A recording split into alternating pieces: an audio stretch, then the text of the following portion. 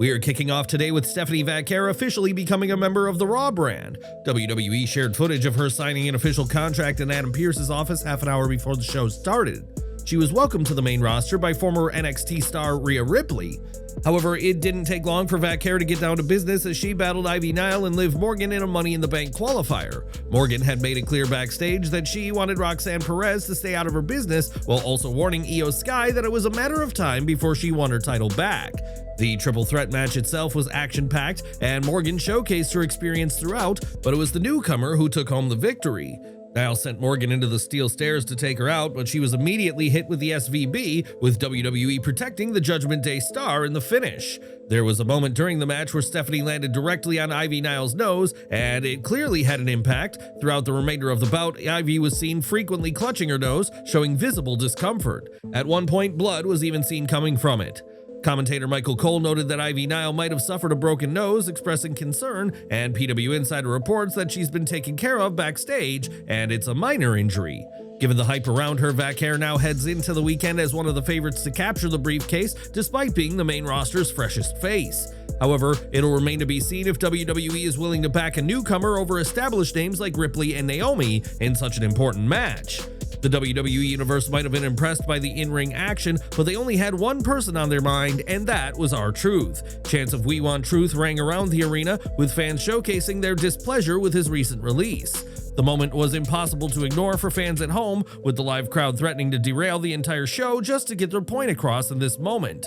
It isn't just vocally in the arena where fans are making their voices heard either, as the WWE Universe hijacked a post the TKO group made about WWE's upcoming jam-packed week that features Raw, NXT, SmackDown, Worlds Collide, and Money in the Bank, all while promoting UFC 316. However, rather than get excited about all the action, the comments were dominated by fans demanding that R-Truth and Carlito get their jobs back. It turns out that TKO Group might be the wrong people to complain to, though, as Brian Alvarez claimed the decision came directly from Triple H as part of internal roster management during the latest Wrestling Observer Radio. It was purely a business decision and had nothing to do with discipline or creative, with the company trimming older talent who were less used than others. Truth and Carlito were seen as expendable under the new model, as so many talents are coming from AEW and NXT lately. Is WWE risking too much by cutting older veterans who still connect with fans, or is this just the reality of a changing roster? Please share your thoughts and feedback in the comments section below. Triple H may have cut R-Truth, but Vince McMahon wouldn't have made that call, at least according to Mark Henry. During the latest Busted Open Radio, the WWE Hall of Famer claimed that McMahon wouldn't have made this call, not in a million years. Henry revealed that Truth and McMahon were close and that the former WWE chairman liked R-Truth more than a lot of others due to his ability to make his former boss laugh, perhaps proving why he always had such a prominent spot under his leadership. Unfortunately, the WWE releases haven't ended with R-Truth and Carlito, as Sarah Logan, also known as Valhalla, has confirmed that the company has let her go. The former Riot Squad star revealed the news in an open and emotional social media post, making it clear that the situation has left her heartbroken. To be completely honest, my ego can't help but be damaged. You always assume that when you end a lifelong career, there is going to be a grand exit, but here I am, using the Notes app on my phone, typing up a goodbye letter to an entity that will forget I was even there. Despite her frustration surrounding losing her job, Logan believes it's all happening on a divine timeline, giving fans an insight into her unique outlook. I'll definitely miss you, but know I'll be taken care of by my wonderful husband, by the land you provided for me, and alongside the children I've made along the way. While some wrestlers immediately look to get back into work following their WWE release, Logan appears to be taking a different approach and will instead focus on herself for that period. I'm going to take the weight of being a superstar and let myself soar being just Sarah. She's been growing on me, and it's time I let her fully cultivate. To align with her desire to focus on herself, Logan has confirmed that her social media will no longer be wrestling-centric as she attempts to showcase a different side of her life to her supporters. I will share only the parts of me that I wish, and none of that will be wrestling. I'm more of a clean break kind of girl, and the other calls to me will be taking my full attention. Logan's most recent appearances with WWE have been alongside the Viking Raiders as Valhalla. Her best days from an in-ring perspective were alongside Liv Morgan and Ruby Riott in the Riot Squad. How do you feel about Sarah Logan's quiet WWE exit? Please share your thoughts and feedback in the comment section below.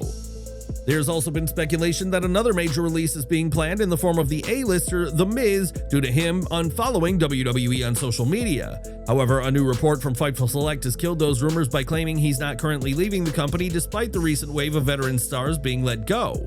Even though a wrestler unfollowing WWE on social media is often a sign of their impending departure, Fightful revealed that Miz hasn't been notified of any plans not to renew his current deal when it expires. Therefore, fans should be able to expect many more must-see moments from Miz TV in the coming months, and that's awesome. Rusev has been on a warpath since returning to WWE following his stint in AEW, but one man who has been less than impressed is Sheamus. He isn't falling for Rusev's bullying tactics on Raw, and this week the Celtic Warrior took a major shot at his AEW run. His time away from WWE was over faster than Rusev Day, 24 hours, Sheamus said to Kathy Kelly backstage, in a line that had fans laughing hysterically. WWE's Worlds Collide event is just days away, but the show might have lost one of its most talented performers after a terrifying incident before Raw went live on the air. Joaquin Wilde taped a WWE speed match before Raw began against NXT star Lexis King when things suddenly went very, very wrong. Fans noticed Wilde not looking right, and the LWO star had to be helped to the back as he later confirmed on social media that he'd been knocked out. WWE hasn't made an official statement, but Wilde was able to leave under his own power, but it was still a scary moment that cast doubt on his Worlds Collide appearance. Wilde was supposed to be part of the first WWE and AAA crossover event this Saturday, where he would team with Dragon Lee and Cruz del Toro against Aerostar, Mr. Iguana, and Octagon Jr., but it'll remain to be seen if that's physically possible. Back to WWE now, as Karrion Kross was reduced to a backstage segment yet again as he attempted to plant a seed in the head of a popular WWE superstar. The Harbinger of Doom received a major pop as he confronted Sami Zayn, continuing their ongoing issues with each other. Zayn demanded to know Kross's issue, claiming that Sami is a liar who lies to the fans and himself. Kross believes that Zayn would have been a multi-time world champion if he stopped lying, adding that he isn't the good guy he claims to be. Kross wants Zayn to embrace his track record, but Zayn claimed that the former NXT star was wrong. Jey Uso might be focusing on his tag team match this weekend, but Gunther appeared backstage to remind Uso of their world title bout on Raw next Monday. Money in the Bank is just days away, and the final men's qualifying match took place in the main event as Punk, AJ Styles, and El Grande Americano duked it out. This action-packed match was as good as expected, given the people involved. However, it did feature another match with an interruption, as Breakker and Reed cost CM Punk. Uso and Zayn were on hand to make the save in the moment as things broke down outside the ring. Styles and Americano focused inside it. Styles hit a springboard crossbody block to the mass of people on the floor, allowing Americano to load his mask with his trademark metal plate. He blasted Styles with a vicious headbutt and scored an upset win to book his place in the ladder match. After the match, Bronson Reed reminded everyone of his domination, nailing several tsunamis to Uso as he stood tall alongside his group members to finish the show, with Heyman's men on top once again. The win was surprising for Americano, but it added a lot of mystery to the Money in the Bank ladder match, which is one of the most unpredictable in WWE history. Meanwhile, the finish itself heated up the issues between Punk, Rollins, and the rest of the competitors even further. The attack on Uso will also add a lot more intrigue and jeopardy to everything he does. Uso has a loaded week with 2 huge matches ahead of him, and considering someone will also be walking around with a Money in the Bank briefcase, the timing of being hurt couldn't be worse. Now, last week, Chad Gable had his opportunity and he came up short. Fair enough, but rather than passing that golden chance to another deserving member of Raw's deep roster, names like Karrion Kross, Sheamus, Rusev, or even Otis, WWE doubled down and gave Gable another shot. Enjoying the video? A quick like goes a long way in helping us grow and deliver more wrestling news you care about. Meanwhile, Karrion Kross was once again confined to a backstage segment engaging in psychological warfare with Sami Zayn. That may help develop character, but this is Money in the Bank, a match that can change careers overnight. With so many hungry superstars waiting for their moment, this felt like a missed opportunity. To add to the confusion, Gable is already set for the main event at Worlds Collide. Why overload his schedule when others are desperate for a spotlight? This could have been the perfect chance to elevate someone new. Instead, we got a rerun. Most of the time when Raw goes off the air, the wrestlers look to give the fans a quick smile and a wave to wrap things up, but that wasn't the case this week. After a night full of "We Want Truth" chants, CM Punk grabbed the microphone and addressed the elephant in the room. "How dare you sing someone's name when they're not here?" This was obviously a tongue-in-cheek comment about how fans used to regularly chant for him when he wasn't around, while acknowledging the WWE Universe's frustration at Truth's release. Carlito's release may have caught him by surprise, but he gave WWE a taste of its own medicine by breaking protocol and publicly announcing it before being written off television. During the latest Wrestling Observer Radio, Dave Meltzer and Brian Alvarez revealed that this decision to reveal the news before WWE finished his character's run is against long-standing internal protocol. Carlito's decision added backstage stress and panic, forcing WWE to move on and pretend nothing had happened immediately. The Judgment Day's clubhouse was a quieter place this week without Carlito, but Dominic Mysterio ensured he paid tribute to the veteran by wearing a "That's Not Cool" t-shirt. The Judgment Day might be reeling at the loss of Carlito, but they've had little time to reflect on that as Finn Balor and JD McDonough were in tag team action against the War Raiders on Raw. The New Day attempted to get involved in the match early on but were ejected, but that was only the start of the interference. While the two teams were having a competitive match, things ended when Roxanne Perez distracted Ivar on the top rope, allowing McDonough to hang him up behind the referee's back. Balor finished him off with a coup de grace for the heels to bag a much-needed victory. The win was ultimately about strengthening Perez's connection to Balor and the Judgment Day overall, despite the tension between her and Liv Morgan. However, it didn't notably highlight the tag team division. Speaking of Liv Morgan, she and Dominic Mysterio have been discussed for a possible appearance at Worlds Collide in a segment rather than a match, according to Fightful Select. While the show is stacked with talent, adding two major superstars like this would provide a lot of star power to the event that would capture some attention, especially since neither are booked for Money in the Bank later that night. Paul Heyman's faction looked to continue dominating the WWE landscape this week as Raw's resident monsters Braun Breaker and Bronson Reed competed against Jey Uso and Sami Zayn in tag team action. The heel team dominated the action until a hot tag to the World Heavyweight Champion inspired a comeback that led to an all-out brawl outside of the ring, which led to Seth Rollins delivering a stomp to Uso. Things wrapped up in a disqualification, but that led to a 3-on-2 beatdown until CM Punk made the save with a steel chair in hand. Rollins simply barked, "We know where he's going to be later tonight. We've got him right where we want him," giving fans a clear sign that they would be involved in the main event. The match was perfectly fine, but nothing was truly advanced, and it felt very repetitive to what happened in this storyline. It was another tag team match featuring heel interruptions, which has become a pattern since WrestleMania. While a cliffhanger was heading into the main event, fans would like more quality storytelling. WWE may be focusing on releasing veterans right now, but that's not always the case, as Cora Jade's situation proves. As a young promising wrestler, fans thought she was set for a big future with the company until she was shockingly let go earlier this year. Jade, now working under the name of Elena Black, recently appeared on the Ariel Helwani show to reveal what explanation WWE provided for releasing her. "I asked why when I got the call. Was it budget cuts? And I was told it was a company decision, so I'm not going to argue it. It is what it is." While Sarah Logan might be hanging up her boots, that's far from the case for Jade, who intends to continue to wrestle.